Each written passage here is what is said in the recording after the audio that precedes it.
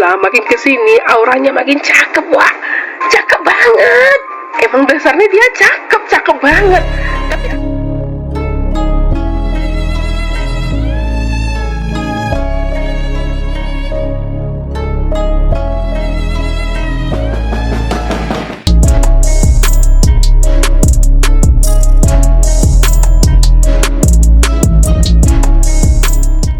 Halo sahabat fans Leslar, selamat datang kembali di channel saya Formasi Seleb yang akan menyuguhkan seputar informasi selebritis terbaru dan terupdate. Namun sebelum lanjut ke videonya, jangan lupa untuk mensubscribe channel ini terlebih dahulu.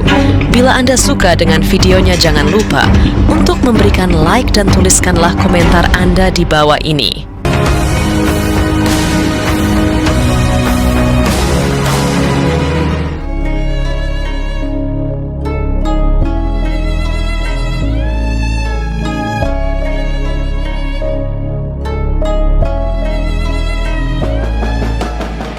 Setelah viralnya gugatan cerai Baim Wong kepada Paula Verhoeven yang diwarnai dengan persoalan pelit dan tidak pelit sebagai suami terbukti, membanyak komentar beter miring tentang dirinya. Lantas Baim Wong memutuskan untuk memberikan klarifikasinya. Sekali lagi, mungkin saya tidak akan sering untuk ngobrol gini sama kalian ke depannya. Maaf, saya sengaja sekarang begini supaya clear aja. Saya juga saatnya kali ya, bukan membersihkan nama saya, kayak sampai sekarang saya nggak tahu ini keputusan yang benar atau enggak. Paula makin kesini auranya makin cakep, wah, cakep banget. Emang dasarnya dia cakep banget. Tapi aku heran waktu dia menikah, kok auranya agak sedikit menurun ya. Ini menurut aku, nggak tahu kalau yang lainnya. Harusnya kan dia kan tambah cakep ya. Atau mungkin karena dia capek kali ya ngurus anak-anaknya, dia nggak sempat lagi tuh merawat dirinya. Tapi itulah perempuannya, jangan lo dibuat terluka. Karena kalau udah terluka, pecah. Dia akan menjadi orang yang berbeda. Just percantik diri kamu, banyak-banyakin duit kamu, kelar semuanya. Perceraian antara pasangan selebriti Baim Wong dan Paula Verhoeven menjadi sorotan publik dengan berbagai cerita yang mengiringi perpisahan tersebut. Apa yang terlihat sebagai rumah tangga harmonis kini justru penuh dengan ketegangan dan spekulasi. Rumor yang paling menyita perhatian menyebutkan bahwa perpisahan mereka disebabkan oleh dugaan perselingkuhan Paula Verhoeven dengan aktor Dimas Seto. Tuduhan ini pertama kali muncul setelah Baim Wong mengklaim memiliki bukti kuat yang bisa memperkuat tuduhan tersebut. Tak hanya sekadar tuduhan, Baim bahkan membawa beberapa bukti yang menurutnya bisa menyudutkan Paula. Bukti-bukti tersebut ia klaim sebagai penegas atas perselingkuhan yang terjadi antara Paula dan Dimas Seto. Namun meskipun Baim telah melontarkan tuduhan ini ke hadapan publik, banyak warganet justru berdiri di pihak Paula. Dukungan kepada Paula terus mengalir, dan tak sedikit dari warganet yang menganggap bahwa tuduhan ini belum tentu benar dan sangat mungkin hanya bagian dari konflik rumah tangga yang sedang memuncak. Situasi semakin memanas ketika Paula Verhoeven muncul didampingi oleh pengacara kondang, Hotman Paris Hutapea. Tadi pagi, Paula dan Hotman Paris mengadakan konferensi pers yang langsung menyita perhatian banyak media. Dalam konferensi pers tersebut, Hotman Paris dengan tegas menyatakan bahwa pihaknya akan mengambil langkah hukum jika Baim Wong tidak segera menarik pernyataannya terkait tuduhan perselingkuhan Paula. Hotman menegaskan bahwa tuduhan semacam itu tanpa bukti yang sah dapat merusak reputasi Paula sebagai seorang figur publik. Lebih lanjut, Hotman Paris mengungkapkan bahwa jika tuduhan tersebut terus berlanjut, pihaknya siap melayangkan gugatan harta gonok ini. Gugatan ini, menurut Hotman, adalah hak yang dilindungi undang-undang bagi pasangan yang bercerai. Paula berhak atas pembagian harta bersama yang mereka kumpulkan selama masa pernikahan, tanpa memandang siapa yang dipandang bersalah oleh publik. Hotman menyebutkan bahwa pihaknya akan menuntut hak Paula sesuai dengan ketentuan hukum yang berlaku. Dalam konferensi pers tersebut, Hotman juga menyampaikan bahwa tuduhan perselingkuhan bukan hal yang bisa dianggap sepele. Jika tidak ada bukti yang cukup kuat, maka hal ini bisa dianggap sebagai pencemaran nama baik yang tentu saja dapat dibawa ke ranah hukum lebih lanjut. Hotman Paris yang dikenal dengan gaya bicaranya yang lugas dan belak-belakan, menegaskan bahwa pihaknya tidak akan tinggal diam jika nama baik Paula terus diserang. Konferensi pers ini semakin membuat konflik perceraian Baim Wong dan Paula Verhoeven menarik perhatian publik. Anda harus tahu, di saat seseorang sabar, jadi sabar ini bisa semua orang yang sabar. Tatkala seseorang yang sabar, batas kesabarannya sudah berakhir, ya seperti ini kejadiannya. Jadi dia selesaikan masalah itu langsung daftarkan ke pengadilan. Inilah tatkala seseorang yang selama ini sabar, diam, nah marahnya seperti itu. Nah, pada saat kemarin dia mengungkapkan, itu adalah bentuk daripada selama ini saya diam, ini yang terjadi sebenarnya. Artinya dia ingin mengungkapkan kepada masyarakat, ini yang terjadi. Jadi kalau misalnya itu menjadi sesuatu yang saya harapkan, hal-hal yang negatif kan tidak perlu kita benarkan, kan gitu ceritanya. Jadi yang saya tahu, yang harus kita benarkan, yang harus kita tiru ada hal-hal yang positif. Itu kan begitu teorinya, tapi dia sudah menyampaikan dengan keberanian dia, itu luar biasa sekali. Karena sebetulnya yang ingin mengungkapkan itu adalah memang Baim sendiri. Si Baim klarifikasi sedetail itu, menceritakan tentang istrinya itu seperti apa, selingkuh sama siapa, ya kan, terus ngapain aja, ngapain pelit, ya kan, terus menghidupi keluarga segala macam, bla bla bla bla. Contoh itu seperti Gading Martin. Kalau isinya seperti itu ya udah gitu, ya kan. Kalau mau proses hukum atau gugatan cerai, ya udah gugat aja gitu loh. Jadi itu adalah aib suatu keluarga, ya kan.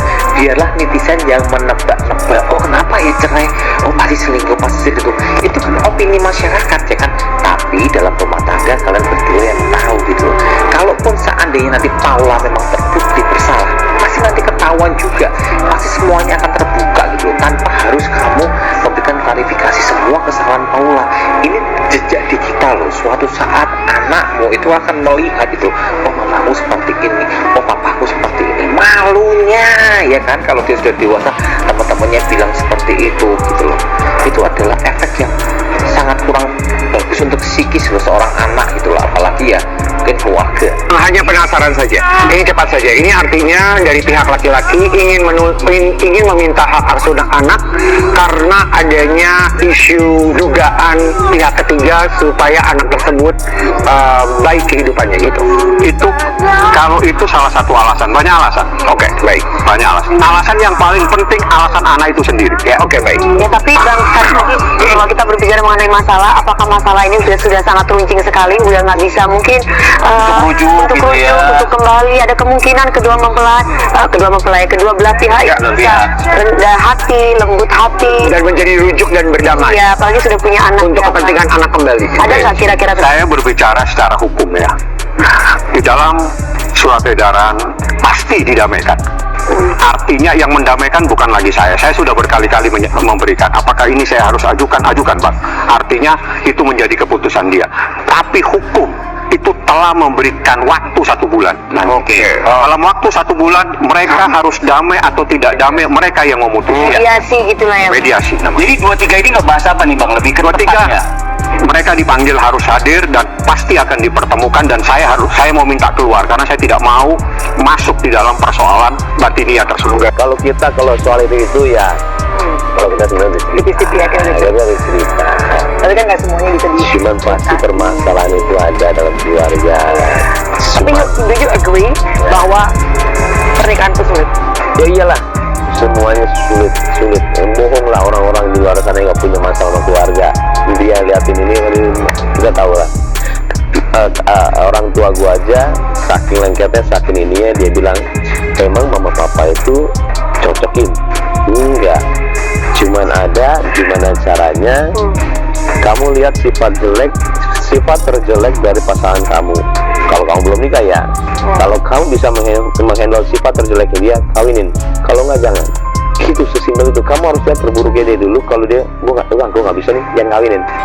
Karena itu akan muncul ketika kamu akan nikah. Simple sebenarnya, tapi dibilang cocok enggak. Tapi kamu harus ngalah ketika sifat itu muncul. Nggak ada yang cocok 100%. Nggak ada. Sampai mati juga nggak ada. Nggak ada yang cocok katanya. Enggak, kamu nggak ada yang cocok. Baik, siapa di dunia ini yang cocok? Ini bohong semuanya. Cuman ada saling ngalah ketika ini, yang ini ngalah, ketika yang ini ngalah. Ya saling inilah, naik turun ego lah. Iya. Tapi itu sebabnya kenapa lu nggak pernah YouTube lagi. Gue baru sadar lo kemarin waktu ketemu Mbak Im makan siang. Cir, lu nggak pernah YouTube lagi ya Im, ternyata ya Im. Kenapa lo nggak pernah YouTube? Kalau itu sebenarnya gara-gara persepsi orang dulu. Kalau gue tuh orangnya nggak pernah, ya kalau klarifikasi itu ketika udah masalah besar. Tapi itu nggak sering. Tapi ketika ada satu yang gue kepikiran, waktu itu ada satu statement yang bilang kalau misalkan gue menggunakan orang miskin untuk mendapatkan uang. Ada omongan-omongan. Itu sedih banget gue. Oh ya? Gue nangis waktu itu. Oh, lo nggak di sini Im? Enggak. Ya. Ini tuh dua tuh. Astaga, nambah lagi, satu lagi. Ya udah nggak apa-apa sayang Im ya. Nanti aku numpang podcast ya. Im, kenapa Bapak Family udah nggak ada lagi vlognya? Lagi memang menghabiskan waktu di tempat yang lain dulu. Nanti akan ada ini sendiri. Dia pasti akan selesai gitu nggak? Itu kan salah satu. Wah, itu mah bayinya kita. Iyalah. Itu bayinya kita banget, nggak mungkin hilang gitu aja. Kebetulan aja sekarang filmnya tuh bener-bener lagi fokusnya gila banget lah. Sampai tiap hari tuh nggak ada waktu untuk itu, emang bener. Iya. Kan kita harus punya waktu untuk vlog ya, semua keluar. Iya. Nggak ada sama sekali. Tapi bener lo mau cerai? Lu jawab boleh, lu nggak jawab boleh. Itu bisa. Nah, dia ya. Iya, itu doanya yang terbaik aja. Spekulasi terus bermunculan tentang apa yang sebenarnya terjadi di balik layar. Banyak yang mempertanyakan kebenaran bukti-bukti yang dipegang oleh Baim Wong, sementara simpati publik terus mengalir kepada Paula, yang selama ini dikenal sebagai sosok yang tenang dan jarang terlibat dalam kontroversi.